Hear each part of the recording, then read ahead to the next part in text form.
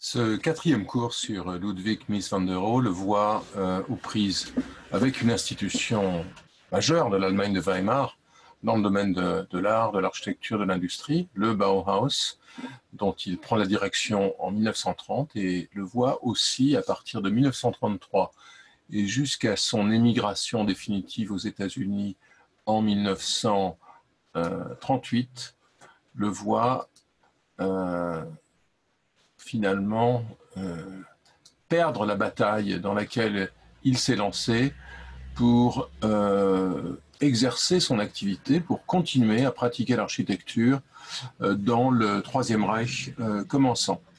Mies, au début des années 30, le voici en 1932, est un homme connu, reconnu, tant en Allemagne que dans le reste de l'Europe et jusqu'en Amérique du Nord. Il est invité, par exemple, en 1933, parmi les 12 architectes significatifs du moment, à réaliser une petite exposition personnelle à la Triennale de Milan, à côté de Le Corbusier, Frank Lloyd Wright et quelques autres. Donc il est reconnu internationalement. Dans le même temps, sa pratique marque le pas. À part la maison Tugendhat qui est achevée en 1930, après la maison Tugendhat et la maison de la Bauausstellung de 1931 dont j'ai parlé, ses commandes se réduisent presque à néant et ses tentatives pour remporter des concours ou en tout cas pour étudier les projets pour les derniers clients fidèles qui s'égrèneront jusqu'en 1935-36 seront dans l'ensemble sans effet. Alors, Mies va pendant cette période des premières années 30, disons entre 1930 et pratiquement 35-36, aura une activité qui se résume à l'enseignement au sein du Bauhaus de Dessau puis de Berlin et par ailleurs au suivi de sa production de meubles. C'est avec les droits d'auteur sur les meubles qu'il va pouvoir vivre dans cette période. Ces meubles qui seront produits en série et qui correspondent, ainsi qu'on l'a déjà vu, à 3 gammes successives. Ces meubles en acier peuvent être situés dans un champ plus vaste de recherche. Ce champ, il est inauguré au Bauhaus de Weimar par les recherches de Marcel Breuer, tout d'abord élève puis ensuite enseignant. On voit ici à gauche le film qui est publié à l'initiative avec les matériaux de Breuer pour souligner l'évolution du mobilier au Bauhaus entre ces sièges pittoresques du début des années 20, largement inspirés par l'art africain, puis les sièges constructivistes en bois de 1924, et enfin les sièges en tube, dont le célèbre fauteuil Vassili, ainsi nommé en l'honneur de Kandinsky, que l'on voit en bas de cette pellicule imprimée, et évidemment la prospective qui conduirait à des sièges immatériels, une anticipation sur les mobiliers gonflables des années 1960. Quant à Mies lui-même, il est inséré dans ce champ de recherche dans lequel plusieurs architectes travaillent à la fois sur l'idée de la chaise suspendue, de la chaise élastique en porte-à-faux. C'est le cas de Marcel Breuer, c'est le cas aussi du néerlandais Mart Stam, avec qui Mies est assez lié, et enfin de Mies lui-même, avec ses sièges qu'il imagine tout d'abord, dont il produit une première version à l'occasion de la cité du Weissenhof. Ce sont ces meubles qui équipent son immeuble de logement au Weissenhof. On en voit ici 2 versions. Ces sièges seront d'emblée déclinés selon qu'ils ont des accoudoirs ou non, selon les revêtements, mais ils les étudient avec grand soin et déposent un brevet dès 1927. Ici, je voudrais souligner cette importance des brevets pour les architectes de la génération de Mies. C'est le cas pour lui, c'est le cas aussi pour Le Corbusier qui ne cesse d'en déposer. L'idée des brevets le thème des brevets, c'est l'idée d'avoir accès à un marché plus vaste que celui des meubles de luxe et de pouvoir en profiter économiquement. Mies sera au fond assez efficace en la matière. Voici donc la chaise de Stuttgart, telle qu'elle est, le siège de Stuttgart tel qu'il est décrit dans les brevets. Mais Mies travaille aussi, on l'a vu, à l'occasion du pavillon de Barcelone, à une deuxième gamme, c'est la fameuse chauffeuse de Barcelone, qui fait appel non pas à des tubes, mais à des fers plats, comme vous le voyez sur ces dessins de brevets, des fers plats qui sont assemblés, qui sont imbriqués et soudés, et qui trouvent leur origine de façon tout à fait symptomatique dans des meubles du 19e siècle. Le dessin des pieds peut faire penser à ce fauteuil de Schinkel de 1820,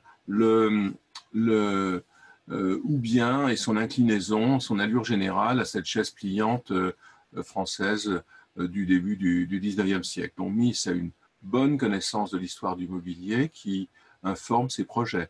La deuxième gamme, qui est la gamme de Barcelone, très luxueuse, et la troisième, qui est celle de Brno, où avec une nouvelle chaise, un nouveau siège tubulaire à gauche, dérivé de celui de Stuttgart. On voit bien ici les filiations se mettre en place. C'est un fauteuil qui est une sorte d'hybride entre les sièges tubulaires et l'assise en fer plat et avec ses grands coussins plats de Barcelone.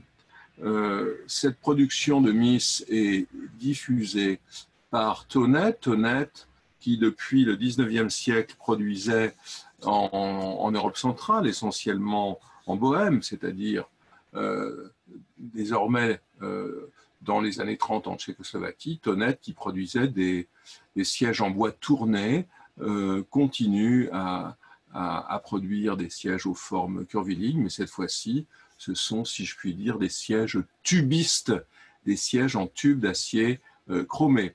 La gamme que produit Mies est considérable, que dessine Mies est considérable. On voit ici, entre ce que lui a dessiné et celui que Lili Reich a dessiné, l'ensemble des formes diffusées au début des années 30, formes en tube, nickelées ou chromées, selon les cas.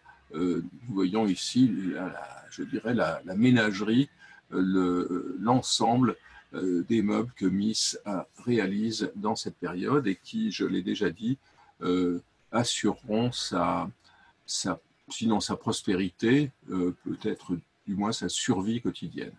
Alors, Mies rencontre en 1930 le Bauhaus fondé par Walter Gropius à Weimar en 1919 dans l'école d'art construite au début du siècle par Henri van de Velde pour le grand-duc de Saxe.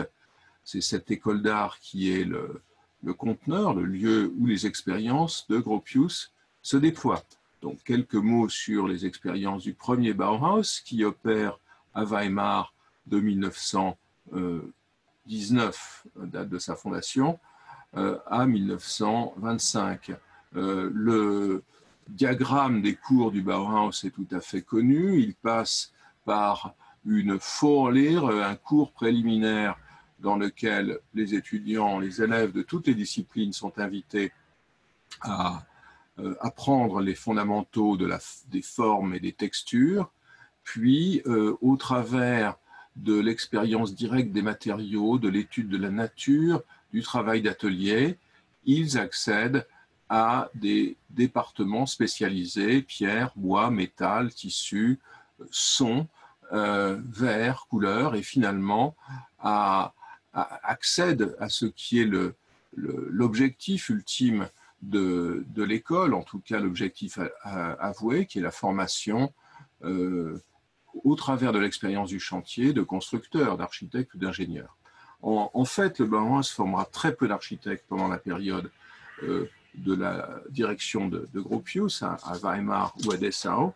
En revanche, l'enseignement y est extrêmement fécond, assuré par des figures extrêmement différentes parmi les artistes. Johannes Itten, artiste à tendance mystique, qui enseigne sa propre théorie des couleurs, tout au début des années 20. Les deux artistes les plus, je dirais, les plus féconds, les plus productifs dans le cadre du Bauhaus, et qui élaborent un enseignement explicite de la forme et de la couleur, sont Kandinsky et Paul Klee, qui restent actifs du début des années 20 à la fermeture du Bauhaus de Berlin en 1933. Avec leur rapport avec les architectes ne seront pas toujours harmonieux. Mies, pour ce qui le concerne, sera toujours passionné par la peinture de Klee. Comme on le verra, il collectionnera les tableaux du peintre suisse.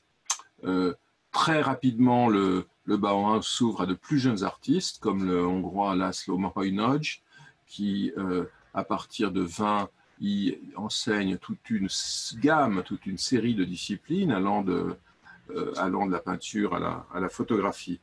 Et rapidement aussi, au sein du Bauhaus émerge une nouvelle génération, celle des élèves. Ici, Günther Stadler-Stölzel et ses tapis. On la voit passer de l'étude élémentaire des formes dans le cours préliminaire au travail sur les tapis et les textiles. Elle deviendra enseignante au Bauhaus de Weimar. En effet, c'est au Bauhaus de Dessau. En effet, c'est à Dessau, dans l'État de Saxe-Anhalt, que le Bauhaus se réinstalle après avoir été expulsé de Weimar par la droite locale. Il faut savoir que le Bauhaus, le Staatliches Bauhaus, est une institution publique qui est donc financée par le Land dans lequel elle est implantée. C'était la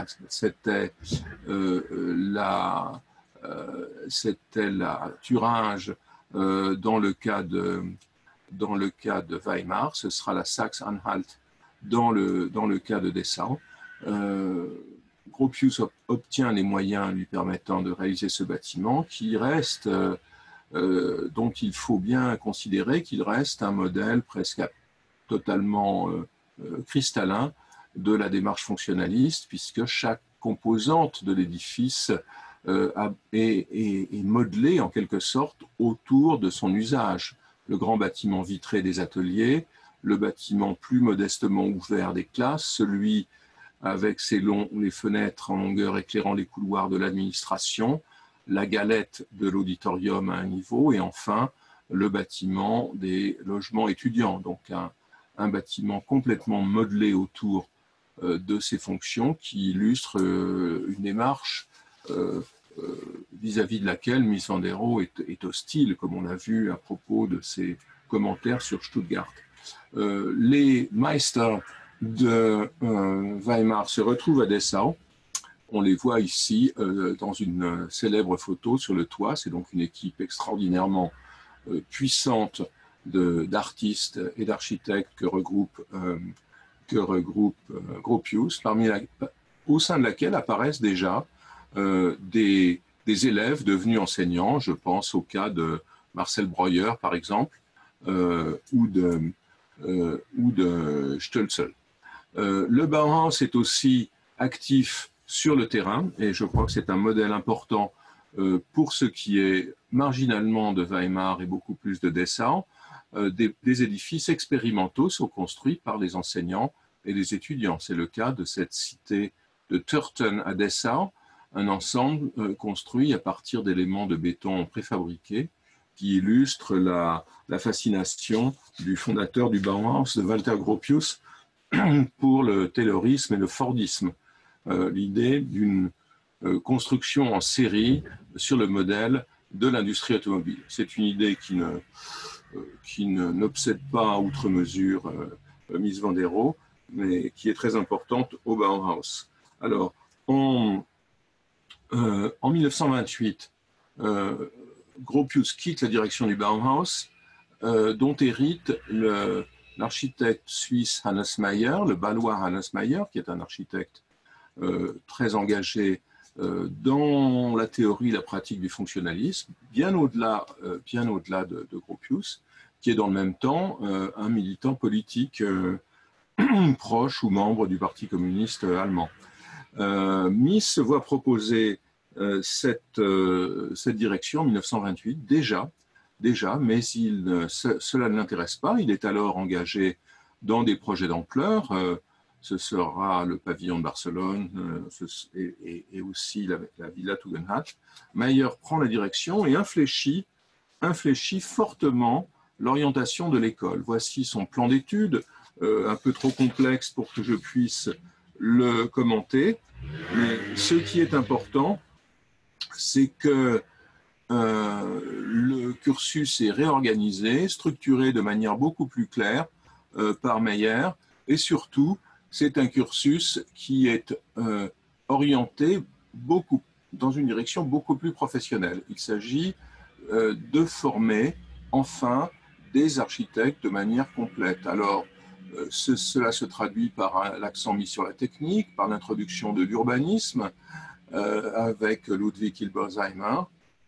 C'est aussi le moment où le Bauhaus introduit, où Meyer introduit des conférences de sociologie et de psychologie. L'école est moins une école d'art qu'elle devient une école orientée vers les techniques du bâtiment et vers la construction. C'est une école, il est important de le noter, qui est aussi en partie, qui a des effectifs féminins substantiels, ce qui est encore rare dans les écoles d'architecture du monde entier. Alors, les projets que font les élèves de Meyer pendant les 2 ou 3 années que dure son mandat sont des projets différents des précédents. Ce sont des projets dans lesquels les élèves travaillent, par exemple, sur l'ensoleillement, le travail de Lang à gauche, travaille sur les questions, sur des programmes qui sont des programmes réalistes et des programmes correspondant aux attentes de la République de Weimar. Ce sont des projets, des recherches sur des types d'assemblages, comme le projet de Tolziner le montre à gauche, ou des analyses très rigoureuses des relations spatiales et des conditions environnementales d'éclairement, de ventilation dans des projets d'habitation. Le Bauhaus de Meyer, c'est aussi l'introduction de l'urbanisme avec Ludwig Hilberseimer, dont on sait qu'il est lié à Mies depuis le début des années 20, et ce sont aussi des chantiers expérimentaux que Meyer réalise avec ses élèves. Cet immeuble de logement pour étudiants extrêmement austère de Dessau, construit avec son équipe, et surtout le chef-d'œuvre de Meyer, qui est cette école des syndicats de Bernau, un bâtiment fonctionnaliste mais assez organique dans son déploiement sur le terrain, dans lequel, comme à Dessau, les composantes sont isolées, les salles de classe, les logements, le réfectoire, le gymnase, mais l'ensemble, on le voit, est articulé de manière beaucoup plus souple autour de ce terrain réaménagé et planté. Meyer doit quitter la direction du Bauhaus en 1930 pour des raisons complexes. Il a longtemps avancé l'idée que c'était exclusivement des raisons politiques, puisqu'il était que les étudiants rouges, que les étudiants bolcheviques étaient en but à l'hostilité locale des autorités de Dessau. En fait, les choses sont plus complexes et on s'aperçoit maintenant que les conflits avec certains des Meisters, et notamment avec Paul Klee, ont joué un rôle déterminant dans son éviction. Meyer, du coup, part en Union soviétique avec certains de ses étudiants, par exemple ici Tolziner et Tibor Weiner, avec une douzaine d'étudiants. Il crée une brigade du Bauhaus qui va travailler en Union soviétique pendant 3 ou 4 ans et dont les membres se disperseront après, certains finissant au goulag, comme Tolziner, et d'autres réussissant à poursuivre leur activité ailleurs, comme Weiner, qui se retrouvera au Chili. Alors Mies arrive et transforme le cursus de l'école. Lui aussi, Mies est engagé dans la gestion au jour le jour. Il confirme le rôle de Hilbersheimer. Il augmente son poids pédagogique. Il augmente aussi la présence du photographe Walter Peterhans, qui avait recruté Meyer. Il confie l'atelier de tissage à Lili Reich, à qui il abandonne une grande partie de la gestion de l'école. On voit ici les Mies Hilbersheimer à Dessau, ici Lili Reich et les étudiants. Le plan d'études devient un plan d'études tout à fait différent, jusque dans sa présentation graphique qui n'est pas anecdotique. On voit qu'il s'agit d'un plan d'une vision très rationnelle, étape après étape, dans laquelle on conserve la dimension des ateliers, la Werklehre, mais on introduit aussi la psychologie, la Normenlehre, la connaissance des normes, et au travers des disciplines, on aboutit à des profils professionnels qui sont extrêmement précis, bien plus qu'avant. Le premier contact de Mies avec les élèves se retrouve, est un contact assez désastreux. Mies utilise la police contre les élèves les plus radicaux. Il en exclut une vingtaine afin d'obtenir un champ libre pour son programme, mais au fond, son programme est très proche de celui de Meyer, qu'il prolonge. C'est le moment où il est possible de dire que le Bauhaus devient une école professionnelle, bien qu'au total, le nombre d'architectes qui a été formé ne dépasse guère 120 ou 150 personnes. Mies a l'occasion de réaliser un très modeste édifice à Dessau, c'est cette petite buvette surnommée le trou dans le mur, qui est installée dans l'espace public à proximité du Bauhaus. Pour le reste, l'Allemagne est affectée par la crise de 29, et donc la production architecturale y est réduite à fort peu de choses. Que dessinent les élèves du Bauhaus sous la direction de Meyer? Alors, je voudrais signaler plusieurs orientations sous la direction de Mies van der Rohe, et de son équipe, Hilbersheimer notamment. La première caractéristique, c'est ce que j'appellerais une urbanisation du discours du Bauhaus, c'est-à-dire l'introduction de préoccupations en matière de forme urbaine, en matière d'économie urbaine. On le voit ici avec cette analyse de la ville de Dessau, de Wils de 1932. On le voit aussi avec ce projet de Hesse et Selman Agic pour une Siedlung à Dessau, dont on peut noter l'implacable plan qui est dans la logique de ceux de Meyer ou des plans que Ernst May développe à ce moment-là en Union soviétique, une image radicale de la ville fonctionnelle. Autre projet à dimension urbaine, pour le séminaire d'Hilbersheimer, ce sont ses études de texture, notamment le travail sur les textures mixtes qui intéresse beaucoup Hilbersheimer, l'association dans ses propres projets, l'association de tours d'immeubles verticaux et d'immeubles en rangée. Nous verrons avec l'ensemble de Lafayette Park, construit à la fin des années 50 à Detroit, que cette idée sera poursuivie des décennies plus tard par Hilbersheimer et Mies aux États-Unis. À droite, l'idée de maisons en rangée extensibles. Les maisons extensibles, c'est un projet très, très important dans cette République de Weimar finissante. C'est l'idée que les ressources pour la construction sont limitées et que les quartiers doivent être constitués de noyaux de maisons capables de se développer, capables de croître quand l'économie repartira. Donc c'est un thème que pratique notamment, auquel Otto Wagner consacre un projet très intéressant. Ici, cette idée est présente dans l'enseignement du Bauhaus. Aussi, dans l'enseignement du Bauhaus, des recherches sur les types, sur les morphologies urbaines, dans la logique des politiques menées par exemple à Francfort. Donc voilà un Bauhaus qui devient plus urbaniste, je dirais, qu'avant.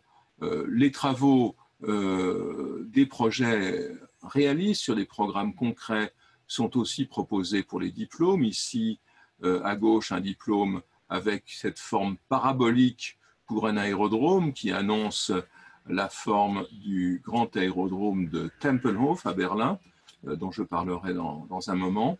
À droite, un projet de rénovation de magasins, de reconstruction de magasins, avant-après, le contraste est frappant. Évidemment, on peut lire ici l'écho des projets de Mies van der Rohe lui-même pour les magasins, pour les magasins de Stuttgart ou les magasins Adam à Berlin.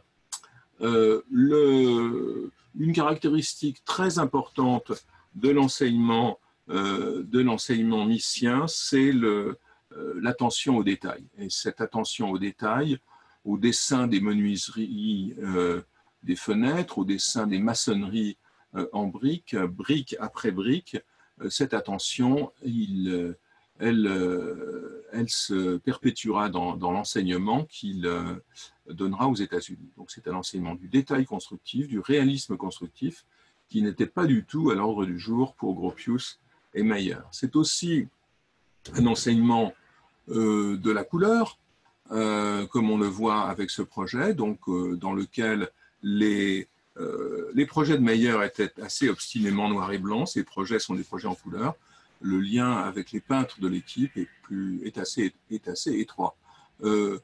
Assez rapidement, on voit aussi les élèves du Bauhaus travailler sur des types de bâtiments nouveaux qui correspondent à ceux que Mies, comme on va le voir, explore lui-même dans ces années. Mies se centre sur l'étude de maisons à cour, de maisons à patio, et propose à ses étudiants de travailler sur le même thème. Ici, Pahl, qui travaille sur une maison à cour, dans laquelle il déploie les mobiliers de son maître. Et cette maison à cour, il la détaille, et introduisant ces murs de couleurs, ces murs avec des textures différentes, qui sont un des éléments déterminants du langage de Mies. Autre expression de l'application d'autres maisons à cour, maisons à un étage en bas et non pas un visage, des maisons à cour par d'autres élèves autour de 1932, des maisons extrêmement simples, quasi élémentaires, qui tranchent avec le luxe des programmes sur lesquels Mies avait travaillé. Et ici, on voit par exemple dans ce projet de Trudel les petites croix qui indiquent la trace au sol des poteaux métalliques semblables à ceux de la maison Tugendhat. Donc Mies fait constamment travailler ses élèves dans une sorte de rumination sur ses propres idées. C'est ce que l'on voit aussi dans le travail de cet élève américain qui a laissé des souvenirs tout à fait utiles pour comprendre quel était le sens de la pédagogie de Mies. Howard Dierstein, qui a gardé, par exemple, ce que l'on voit en bas, les dessins, les corrections de Mies sur ses projets. Le leitmotiv de Mies étant, selon Dierstein, recommencer. Mies faisait refaire des dizaines de fois les projets par les élèves jusqu'à ce qu'ils les trouvent satisfaisants. Le Bauhaus devient une école dans laquelle la mise au point de détails des projets devient important. Mies enseigne aussi, transmet un goût qui est un goût assez radical, assez déterminé. Pour lui seul, toujours selon Dierstein, seuls les doigts d'une seule main permettaient de compter les architectes recevables dans l'Allemagne d'alors. C'est une école assez professionnelle, dans le même temps assez sectaire, qui se met en place. Mais la situation devient difficile pour Mies.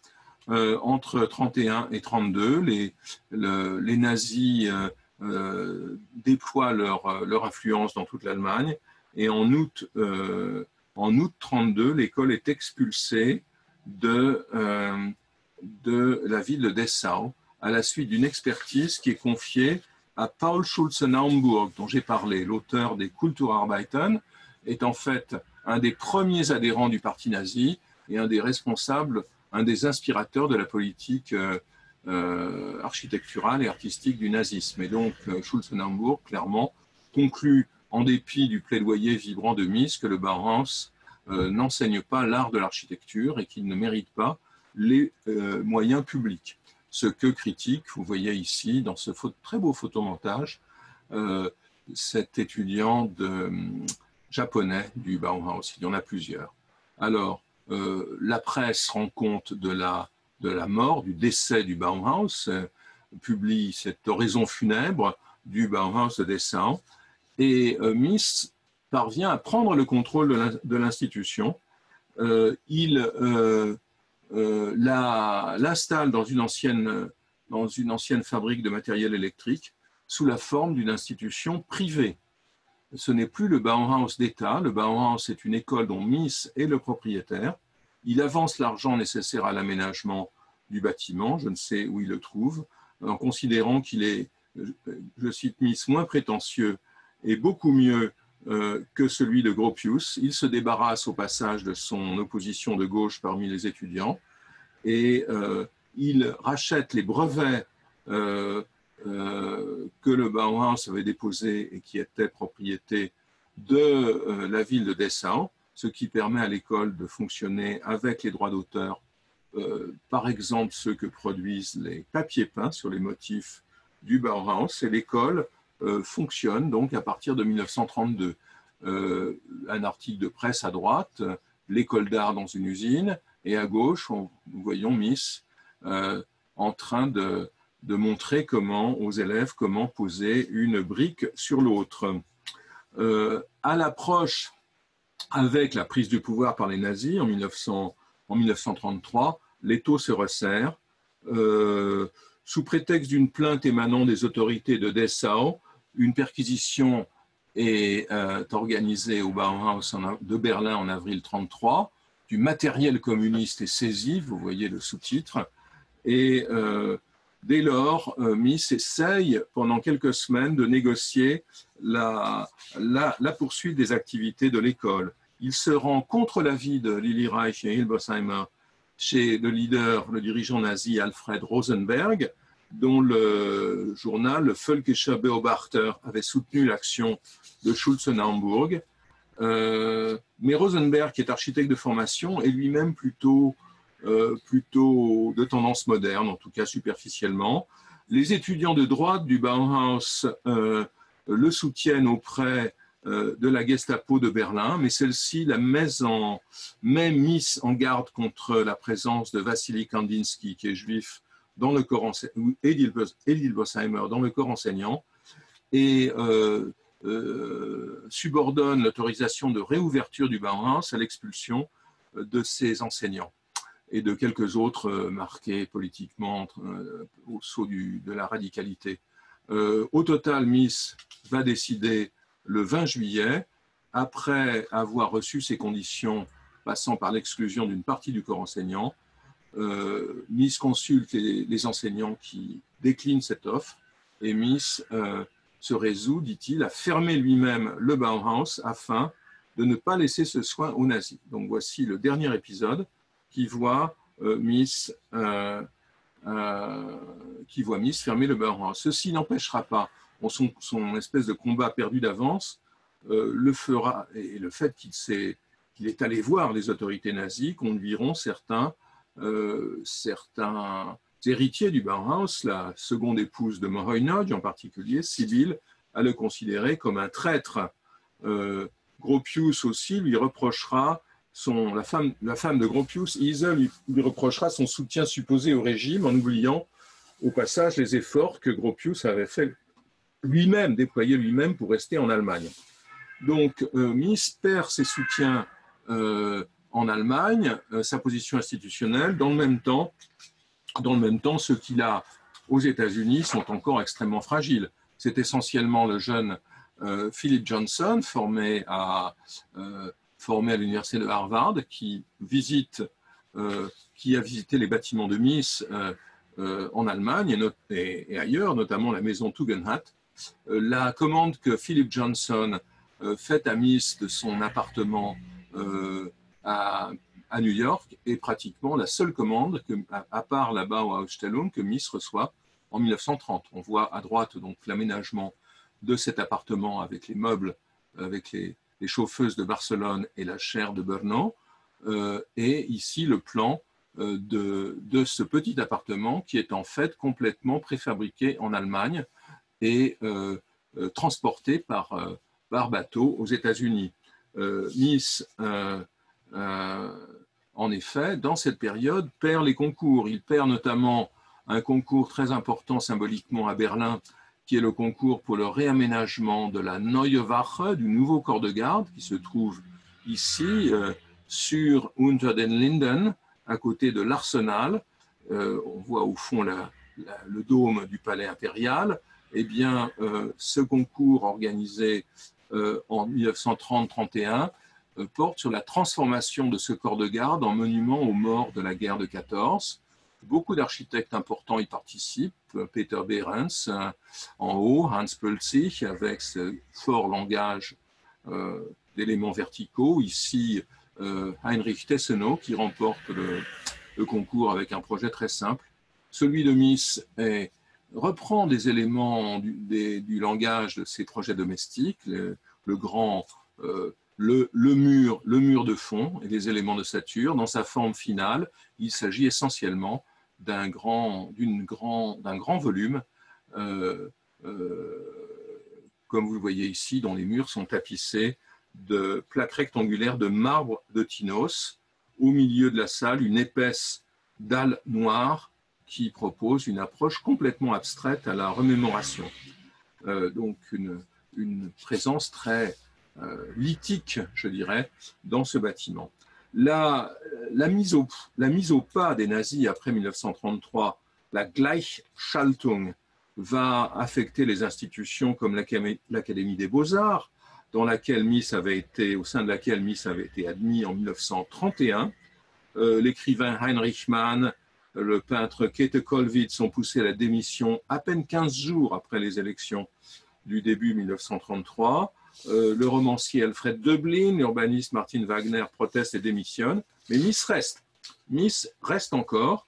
Il répond à un questionnaire sur son arianité et il demeure pendant un moment encore en cours, à tel point que pour Philip Johnson, donc, qui écrit en 1933 sur l'architecture dans le Troisième Reich, seulement quelques mois après la prise du pouvoir par Hitler, pour Philip Johnson, il est alors le seul architecte que les jeunes peuvent défendre. Mais ceci n'a pas d'impact pratique, notamment sur le concours de la Reichsbank, qui est le grand espoir de Mies dans ces années-là. Le siège de la Reichsbank au centre de Berlin, concours auquel participe à nouveau Pölzig, auquel participe encore Gropius après la prise du pouvoir par les nazis, avec un bâtiment très différent de celui très compact, très austère de Pölzig à sa manière. Celui de Gropius est un bâtiment qui articule les fonctions de ce siège social en différents corps de bâtiments. Ici, nous voyons le projet de Mies, qui est un projet très monumental avec cette longue façade incurvée et 3 corps de bâtiments qui avancent vers la Spree ici.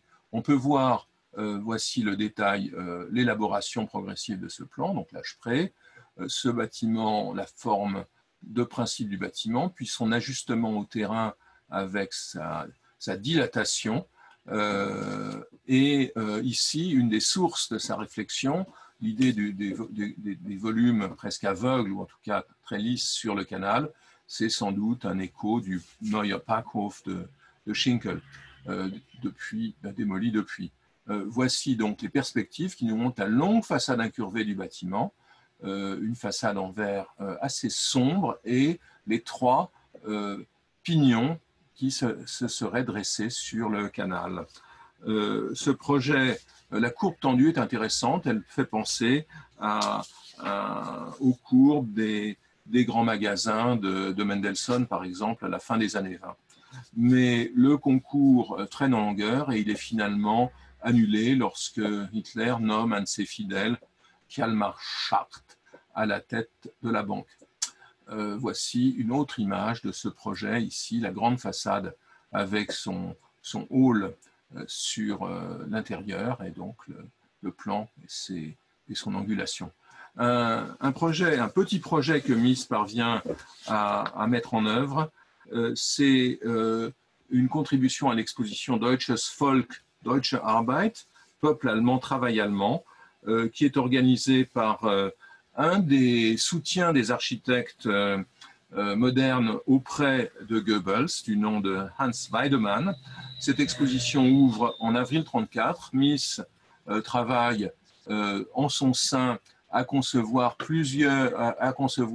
un des éléments qui est le stand ou je dirais la section des industries minières. On voit ici dans le dessin de Rugenberg qui nous montre la halle des expositions dans laquelle Mies avait réalisé le bâtiment de l'exposition La Maison du Célibataire en 1931, occupé par ces éléments.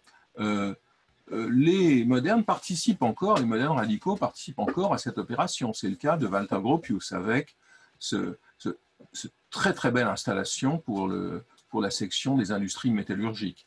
Quant à Mies, il construit très simplement, de façon très, je dirais, rigoureuse, voire rigide, deux murs, un mur de sel et un mur de charbon pour évoquer les mines dans lesquelles ces deux matériaux sont extraits. À en croire Albert Speer, qui en parle dans ses mémoires, ou plutôt dans une interview donnée à Helen Hochmann, qui a étudié il y a longtemps les rapports de Mies avec le nazisme, Hitler n'avait pas aimé.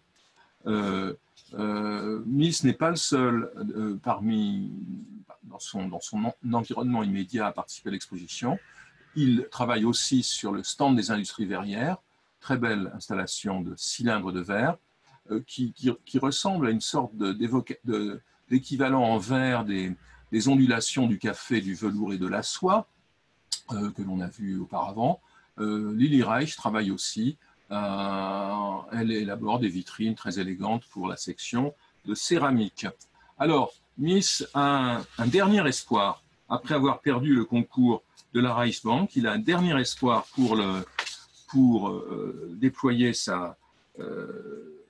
pour finalement réussir à obtenir des commandes d'État, puisque lui qui affirme être apolitique, bien qu'il soit évidemment très marqué par le monument à Karl Marx et Rosa Luxemburg, ce monument à Karl Liebknecht et Rosa Luxemburg, ce monument qui est détruit par les nazis en 1935. Donc Mies a un lourd handicap. Il n'empêche qu'il est pendant longtemps en course pour l'élaboration du pavillon de l'Allemagne à l'exposition universelle de Bruxelles en 1935. Ce pavillon est un pavillon beaucoup plus grand que celui, c'est-à-dire il ne s'agit pas d'un pavillon de réception comme celui de Barcelone. Cette fois-ci, Mies a l'occasion d'étendre à l'ensemble de la représentation allemande les principes de Barcelone. Et l'on voit ici les éléments de langage. Ce pavillon est censé célébrer, d'après ce que Mies en dit, l'essence du travail allemand. Et donc, sur le plan carré de cet édifice construit à l'intérieur d'une enceinte close de murs que prolongent des espaces ouverts, comme à Barcelone, on le voit déployer le langage du pavillon de 1929, les murs pleins et la trame des poteaux. Dans le même temps, ce qui est nouveau, c'est qu'il introduit une certaine symétrie. On voit ici la coupe du bâtiment et on retrouve ces éléments. On voit ici que l'espace central est un espace symétrique dans lequel, encore une fois, tapissé de pierres comme la Neuewache, comme le corps de garde, avec une perspective tout à fait différente. Donc, en tout cas, c'est un bâtiment qui utilise le langage de Barcelone. On retrouve les colonnes de manière beaucoup plus solennelle. Voici l'élévation de ce bâtiment avec un volatile qui ressemble fort à un aigle nazi un peu grossièrement esquissé. Finalement, devant la tension internationale, l'Allemagne renonce à sa participation, mais il est clair que Mies n'était pas dans la course. Rugenberg racontera avoir vu ses dessins jetés au sol dans le bureau de Hitler au moment où il est allé les les récupérer.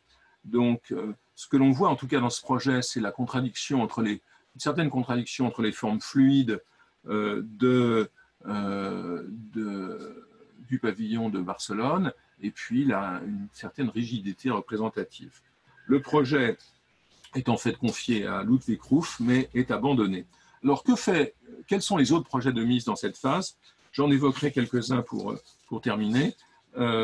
Les projets de Mies, au début des années 30, sont systématiquement abandonnés en cours de route, mais ces projets le voient élaborer finalement une nouvelle problématique, notamment dans le rapport au paysage, où l'on voit les organisations tentaculaires que l'on a observées depuis la maison de campagne en briques, ces organisations être prolongées, continuées, notamment pour ce programme de club de golf à Krefeld, financé par les Lange, ou pour cette maison pour Herbert Gericke, directeur de l'Académie d'Allemagne à Rome, une maison censée être construite à Wannsee. Ce qui est nouveau, c'est que je dirais les ailes que ces bâtiments projettent sur les terrains deviennent beaucoup plus transparentes. Elles deviennent presque diaphanes. Ce sont des abris légers à l'image du pavillon de Barcelone ou à l'image d'une maison Tugendhat qui aurait perdu le mur du fond et qui serait devenue complètement ouverte. Donc c'est une architecture beaucoup plus légère, mais dont les éléments, dont le lexique, la syntaxe est celle parfois des projets des années 20, le lexique est celui de Barcelone et de Berlin. Un groupe de projets particuliers est à remarquer dans ceux que Mies étudie pour son compte et dans ceux qu'il fait étudier par ses élèves du Bauhaus entre 31, 32, c'est l'ensemble des maisons à cour qui pourraient, des maisons dont l'horizon est fermé par un mur d'enceinte et à l'intérieur desquelles se déploie, se formule à chaque fois de manière originale le rapport entre les espaces couverts et le patio. Un espace dans lequel se formulent aussi les éléments du lexique que sont le mur plein, avec une texture ici donnée comme étant en bois, mais qui peut être une texture minérale, et des poteaux métalliques. Donc c'est le lexique utilisé à l'extérieur qui est ici en quelque sorte intériorisé, comme c'est peut-être une considération un peu superficielle ou rapide, comme une sorte de métaphore de l'enfermement professionnel croissant de Mies. Donc un repli sur des bâtiments, je dirais, introvertis, mais qui englobent quand même des espaces ouverts bien contrôlés. Ici, une maison à cour originale à cause du garage, de ce garage qui est au milieu de la maison, mais aussi original à propos des formes qu'elle utilise. Mies se laisse aller, dans certains cas, à utiliser des formes curvilignes qu'on ne lui connaissait guère. Voilà un groupe très intéressant de trois maisons à cour. On voit qu'elles sont tout à fait identiques, avec la cheminée posée vers l'extérieur, calée à l'extérieur, la grille de poteaux et encore une fois les murs d'adossement. On voit comment Mies, dans ses différents projets, utilise de plus en plus la référence à des fragments de tableaux. On verra cette démarche prolongée aux États-Unis pour, non pas qu'il indique ainsi la volonté de réaliser ce genre d'image, mais c'est une sorte de codification qui est assez efficace dans ses dessins, à un moment d'ailleurs où il s'intéresse beaucoup aux grandes images murales projetées. Il réalise une seule de ces constructions, une construction extrêmement modeste, qui n'est pas une maison à cour complète, la cour reste ouverte. Elle est édifiée, et c'est le seul bâtiment qu'il réalise à Berlin après la Bauausstellung, entre 1931 et 1968, donc pour très longtemps. Ce bâtiment est une petite maison à rez-de-chaussée située dans l'est de Berlin, à Hohenschönhausen, au bord d'un lac. La voici à l'époque et une photo que j'en fis juste après la démolition du mur, alors que ce quartier, qui était un quartier dans lequel la Stasi était très implantée, était jusque-là fermée au public. Donc voilà cette maison à peine redécouverte. Vous voyez qu'elle a un plan qui est un plan en L, enfin compromis entre un L et un U. On revoit ce plan ici avec la cour, le bureau. Vous voyez ici la photographie du bureau avec cette table et l'habitation de l'autre côté.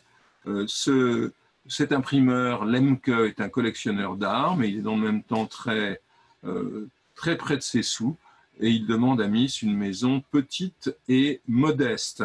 Donc, on voit Mies ici travailler, abandonner l'ossature d'acier, abandonner le marbre, répondre en quelque sorte aux critiques qui avaient visé la villa Tugendhat et travailler avec des briques, avec ce que l'on appelle les briques du Reichsformat, c'est-à-dire les briques standards utilisées dans toute l'Allemagne.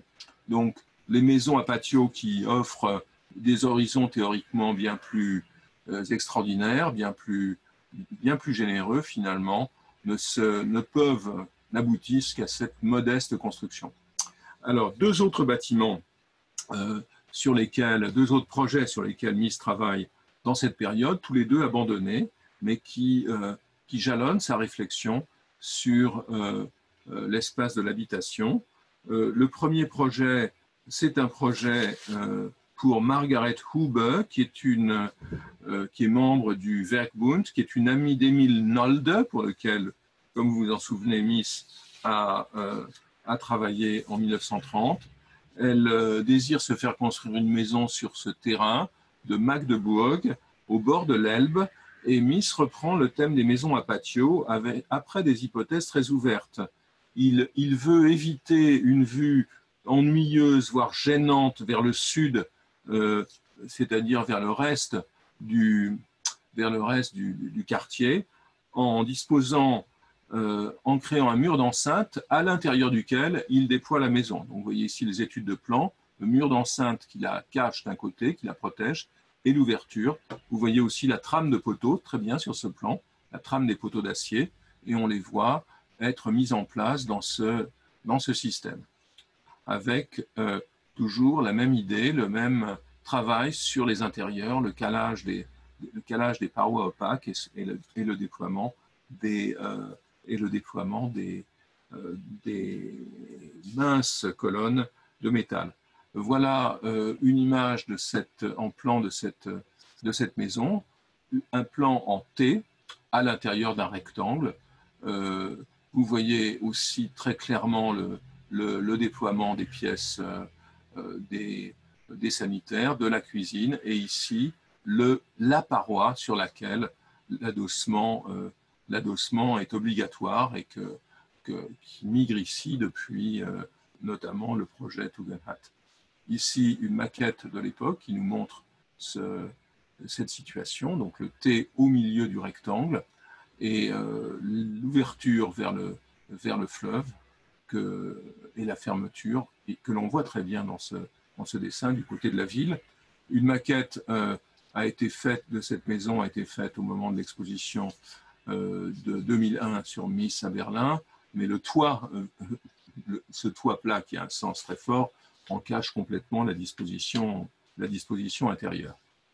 Un autre projet étudié dans la même période, et là aussi resté sur le papier, développe le même thème, c'est-à-dire l'idée d'une habitation assez luxueuse, contenue à l'intérieur d'un rectangle. C'est le projet pour Ulrich Lange, qui est le fils de Hermann Lange, l'industriel de Krefeld. Cette maison est aussi conçue sur un seul niveau. Elle est initialement découpée en deux ailes très distinctes, comme vous le voyez ici. Elle est conçue, comme vous la voyez là, avec une tectonique de briques, sans doute de la famille de celle de la maison Lemke, mais probablement beaucoup plus riche. Et voilà la solution finale dans laquelle cette maison devient un T, comme la maison Hube, un T déployé à l'intérieur du rectangle, mais avec quelque chose d'assez original. On a déjà vu le travail initial de Mies avec la maison à un garage. Ici, la paroi de rigueur, si je puis dire, devient une forme sculpturale. Et on voit aussi que Mies s'attache beaucoup à dessiner sur ce document d'étude, à dessiner des figures sculpturales. On pense évidemment, on peut penser à Rodin, on peut penser à la statue de Kolbe dans le pavillon de Barcelone. Donc, Mies pense toujours à ponctuer ces espaces avec par la présence de sculptures. Ici, deux autres projets dont le terrain reste mystérieux, dont on ne connaît pas précisément la situation. On peut faire l'hypothèse que ce projet de maison dans les montagnes, et non dans les montages, conçu en 1934, est un projet pensé pour le Tyrol ou pour la Suisse. Mies, en effet, avait voyagé, avait été dans les Alpes avec les étudiants du Bauhaus, ou plutôt les anciens étudiants de l'ancien Bauhaus, pendant l'été de 1933. Et on peut imaginer qu'il confronte ces organisations horizontales ouvertes que l'on a vues avec ces horizons alpins. Ici, une autre idée, qui est une idée qui sera reprise après la guerre, par exemple dans le premier projet de la maison de Charles Eames, l'idée d'une maison de verre qui exploite la pente, qui est plantée sur la pente, non plus collée à la pente comme c'était le cas pour la maison Tugendhat, mais une maison qui se détache de la pente et qui flotte au-dessus d'elle. Mais on n'a pas beaucoup plus d'éléments que ce croquis pour comprendre ce projet. Le dernier projet que Mies étudie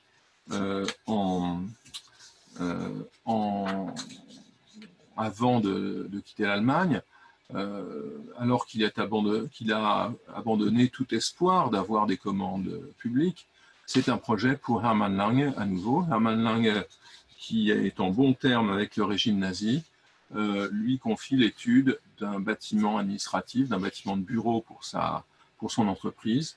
Et l'on voit Mies reprendre le dispositif de la Reichsbank, ce plan trapézoïdal avec un corps de bâtiment incurvé, réduit évidemment fortement, homothétiquement, moins austère, plus dans un langage qui est proche de celui de l'usine qu'il vient d'achever, de l'usine de Krefeld dont j'ai déjà parlé. Voilà le plan à droite et l'élévation de ce bâtiment qui est sans doute de la part d'Hermann Lange qui n'avait pas l'air extraordinairement convaincu de réaliser ce projet, une manière de soutenir économiquement Mies. En effet, celui-ci ne trouve plus de projet, vraiment. Le dernier projet, outre cet immeuble de bureau qu'il étudie, est l'aménagement d'un appartement situé à Rathenau, qui est à une 60aine de kilomètres à l'ouest de Berlin, pour sa fille Marianne et son mari Wolfgang Lohan. Donc c'est un projet pour la famille, ce n'est pas avec ce genre de projet que les architectes peuvent subsister.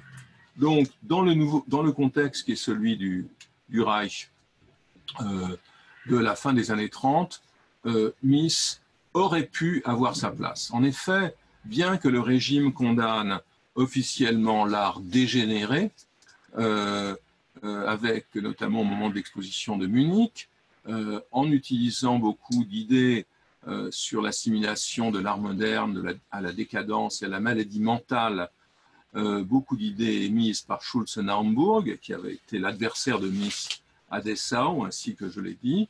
En dépit de tout cela, eh bien, la production architecturale reste en partie une production moderne. Hilbersheimer peut remettre ce projet tout à fait radical au concours pour la cité universitaire de Berlin en 1938. Herbert Bayer, par exemple, ancien graphiste formé au Bauhaus et qui émigrera plus tard aux États-Unis, peut encore réaliser ce genre d'affiche au milieu des années 30.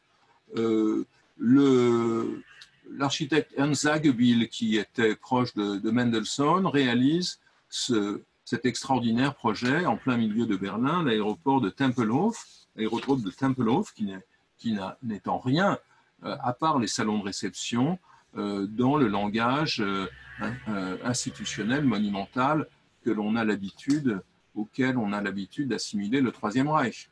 Paul Bonatz, qui s'était, on s'en souvient, opposé à Stuttgart, réalise les ponts et les ponts suspendus, les viaducs du réseau autoroutier dans l'ouest de l'Allemagne avec l'aide de l'ingénieur Fritz Leonhard formé aux États-Unis. Donc il y a le Fordisme s'empare de l'économie allemande avec notamment l'idée de la voiture pour tous, dont le modèle est un modèle fordien, dans le même temps que les installations scientifiques et notamment celles de l'aéronautique font appel à des formes modernes. Ici, cette étonnante soufflerie de l'Institut d'Adlershof à côté de Berlin et cette usine de Herbert Rimpel, architecte, qui déploie finalement des éléments architecturaux très proches de ceux de Mies dans l'usine Heinkel et dans beaucoup d'autres usines qu'il réalisera. Donc il y a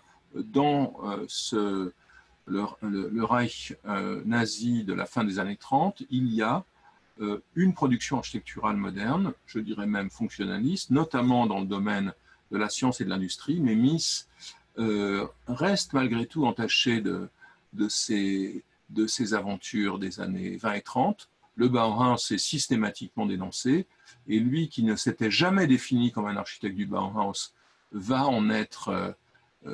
être touché par cet opprobre, dans le même temps qu'il continue à porter évidemment la marque infamante du monument à Liebknecht et Luxembourg. Donc dans ces conditions, sa survie professionnelle est en cause.